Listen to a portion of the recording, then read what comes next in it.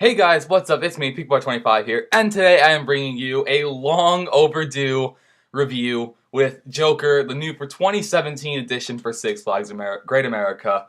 And let me just say, this thing here is it's an interesting ride. It was the first of its kind that I've ever been on. It's definitely an interesting replacement for Raging Cajun, Orbit, and Justice Wild Ride. And I definitely have gone at least 6 months overdue from this thing. This thing opened up in May of 2017. It is now January of 2018, and this thing should have been up sometime over the summer, but nope, procrastination once again doing its job. So I'm finally here, and I will say, guys, I do have my next couple videos planned out, and I'm gonna try and get them up, at least another one up this week. Uh, I mean, I'll just wait to see what happens because, promises are never really a thing on this channel. Let's move straight on where we have our drop category. This ride does not have a traditional drop. The ride's drops are either bunny hop-esque drops or they are beyond vertical drops solely for transitioning between the levels between the coaster, such as the beyond vertical drop outside of the structure, from going from the top level to the middle level, and the pretty unique drop that is the beyond vertical dropping inside of yourself, going from the second layer to the layer where the brakes are. It is a quite interesting drop, and I really think they are a really interesting feeling, one that is not easily recreated.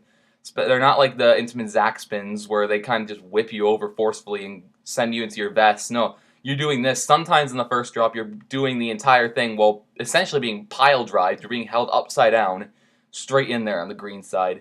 You're based like this guy, like this picture right over here. The cart on the bottom left. That person essentially being pile drived over the first drop. There's a lot of it's just quite an interesting ways of going along it as well. The quote-unquote first drop does have a magnetically forced inversion as well, as when you basically disengage from the lift hill, so it's a good way to kick off this ride as well. The drops, although unconventional, still do the job quite well, and definitely have a feeling where they're not easily recreated, so I'd give it a solid 6. Intensity, the rotational Gs and the lateral Gs tend to have, well, quite an effect on you riding, and the ride is, I come off of it every time it's like, whoa, that was a doozy. The ride doesn't exactly make you gray out, but it's a disorienting ride, and you're just being whipped about. Your body's being tossed and turned, being laden with lateral rotational Gs. So it is basically, the rotations pack quite a punch. They're just strong on your body. They provide quite a bit of G-force. They provide quite a bit of intensity. The intensity is definitely one of the more intense rides in the park, surprisingly. So, yeah, I'd say it's a solid 7 out of 10 for intensity. It's not like you're going to black out every time you're on this thing, but it's not like you're going to it's not like Whizzer, where you're not going to gray out at all. Duration. The ride is pretty much 25 seconds. I did check a POV where there was no weight on the cars, so it did basically whip itself through the entire layout. So I feel like 25 can be added to at least a couple seconds with a full train with like max weight, where it doesn't valley. And really also depends on how it's running. It depends on the wind as well. This thing does close with high winds.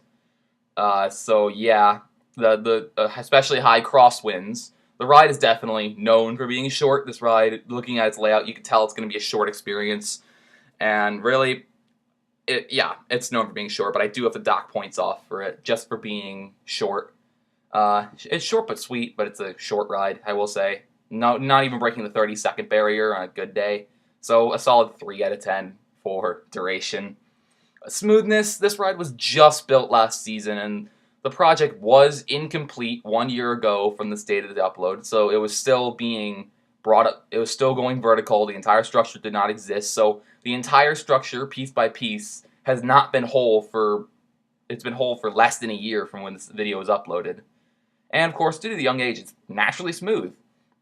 But the ride is a low-budget attraction. It's S&S with RMC iBox style track. But the ride, of course, it doesn't cost a lot to install it. It's not exactly glossy smooth, but it does have a slight bumpiness. But if you're in the station of one of these 4 free spins, it sounds a lot worse, the bumpiness, in the station than on the ride. I will say there is a tiny bit of bumpiness and a little bit of like track working issues, but then again, it's still very smooth. I would have easily given this thing like a 9.5, but I'm going to try and phase away from the halves with the exception of the final reviews.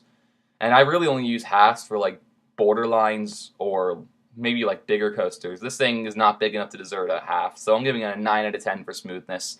It has a couple minor bumps and things here and there, but overall it's a quite smooth ride, just naturally due to its young age, and I'm interested to see how this thing ages. I want to see if it ages well or ages poorly.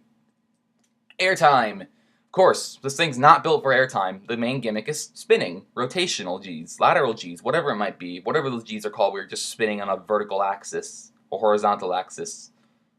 That's what it is. So, yeah. Like I said earlier, your body's being tossed and turned by a hybrid of Gs. There are bunny hops, so you do get some negative Gs along with the plethora of rotational Gs. And it's just a unique hybrid of forces that you've experienced in this thing.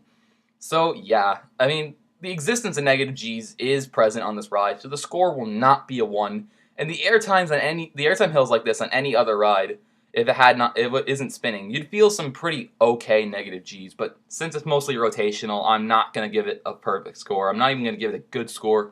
It's getting yet another 3 this time for airtime. And the restraints, this is the best photo I could find for it, even though it is not from the Great America location. This is the Great Adventure location for the photo. The best style OTSRs, over-the-shoulder restraints, yes, it does use over-the-shoulder restraints, which is actually the best option for this ride, because had it not used OTSRs, your body would fold into itself from the rotational Gs and just the rotation in general. They're also thin strap vest restraints, so you don't get any headbanging or any jostling, really. I mean, they're not perfect, but they are the best option, or among the best options they can put on this ride for a safe and enjoyable ride. Because if you rode this thing with just lap bars, I'm pretty sure your body would fold into itself at least one point in the ride. Your legs are already being tossed and turned because they're not restrained in any way, especially if you're not prepared for it. Oh, yeah, sorry. Sorry about that. I thought I went back a slide. Sorry. Theming, yeah, this is the last slide I will say. It's obviously themed to the DC supervillain, the Joker, of course, because Six Flags is everything DC, and this thing and Harley Quinn are taking over parks across the nation. And really, there is some presence of theming. There is a red circus tent for the main portion of the queue.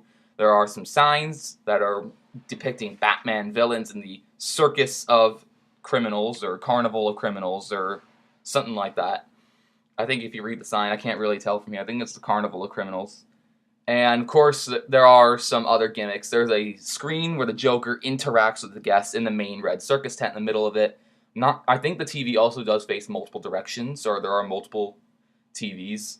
So it's not like you can only see it from one part of the queue. And there's also a gimmick where the rails, respectively, are green and purple, the Joker's primary colors. So, yeah, there's a little gimmick. They've got the whole hashtag green rail, hashtag red rail, or purple rail. Or purple side, green side, because, rails are too complex for the GP. There is a theme. It's just not very well developed beyond basic elements. It's, of course, themed to a person rather than an idea, a concept. It's not telling a story or anything. But there is a theme, and you can tell it's not just a ride that's just there. There is, kind of like other rides at Great America, like Goliath or freaking American Eagle. There's really no theme to those. But this one does have an okay theme. And definitely a few things pass the time in the queue. So now we're going to get to the slide I got to a little earlier on accident. We have my totals. The total score is 41 over 70, which equates roughly to a 5 6/7, or 5.86 out of 10, which this is actually a really close average to my actual score that I'm giving this thing, a solid 6. This thing was a solid addition to Great America's lineup, especially with the removal of Raging Cajun. This thing brings back a spinning coaster. But instead of spinning on a vertical axis like the Zamperla or Reverchon Wild Mouse, like Raging Cajun was, it spins on a horizontal axis, like a free spin coaster or a 4D coaster, which is definitely a 1-up, considering that it's a lot more disorienting ride, and it focuses more vertical than horizontal. It's only got one rail worth of thickness to it. And I will say it was also a suitable replacement for the 2 flat rides that were sacrificed for it. I still do miss Orbit a little bit, so I tend to get on Enterprises at any park that still has them in order just to get a little bit of redemption for what Orbit was. And Justice Wild Ride, the Zamperla Rock and Tug that nobody ever talked about, nobody ever rode, it was closed with a whimper. It's not a quality ride. It's not a world-class ride. It's not even a great ride. it won't make it into anybody's top 10 unless their only park that they've been on is Great America and they've only ridden about, well, actually, if they've just been to Great America and they're below 54 inches, this is probably in their top 10. But any seasoned coaster enthusiast who's been more to Great America than just Great America, that has been other parks in the Midwest like Cedar Point, Kings Island, or even Mount Olympus or anything, this wouldn't make it in anyone's top 10. We're talking to Caesar Coaster enthusiast here that has at least 50 credits, I'm assuming. It's a fun, short, and sweet gimmick. Really, yeah, a gimmick is the big word you need to pull out of this. On a pretty small plot of land, not a lot of land was sacrificed into this. And in one of my future videos, land will be a huge theme.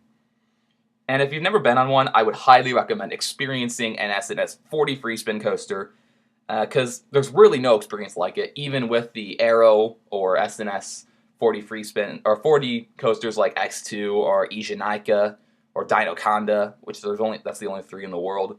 Or if you come across the Intamin Zack spins, those are a completely different experience than this thing.